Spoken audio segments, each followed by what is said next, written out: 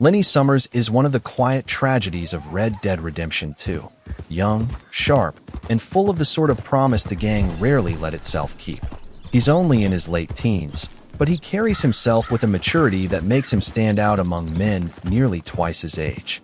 Lenny was taught to read by his father, and that education shows. He's curious, literate, and often more thoughtful than people give him credit for. That background also explains a lot about why he's in the gang. He's a survivor shaped by violence and loss, not a glory-seeking outlaw. As a teenager, Lenny suffered a brutal family trauma that changed his life. After his father was murdered, Lenny avenged him and then spent years on the run. That fugitive life hardened him, but it also taught him to think and adapt. When Dutch found him, he didn't just recruit another gunman. He found someone who could be useful, trusted, and, crucially, loyal. Lenny repaid that trust with hard work, bravery, and a steady hand in dangerous moments. Lenny's role in the gang is telling. He's often entrusted with frontline tasks, from the Cornwall train job to the trolley station ambush in St. Denis, because he can be relied on under pressure. He's not reckless for the thrill. He's effective because he understands the stakes. He bonds with Arthur in a way most of the younger members do not. Their drunken bar nights in Valentine reveal genuine warmth and a brotherhood that feels earned, not performative. Arthur sees in Lenny a rare hopefulness, and Lenny sees in Arthur a mentor figure who doesn't talk down to him.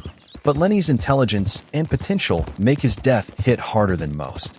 During the St. Denis bank operation, a well-coordinated mess spirals into chaos.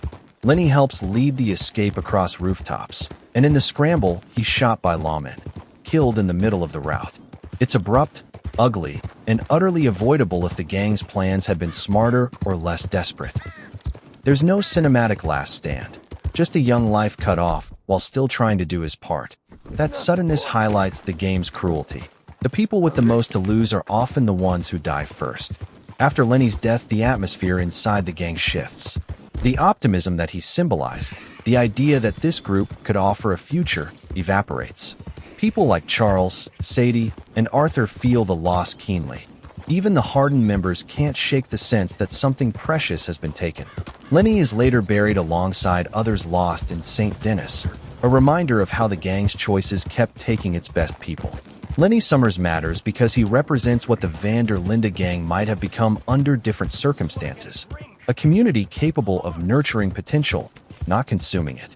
His story is short, but it speaks volumes about injustice, resilience, and the human cost of clinging to a dream that's already dying. What makes Lenny's death even more tragic is how it underscores Dutch's growing failure as a leader.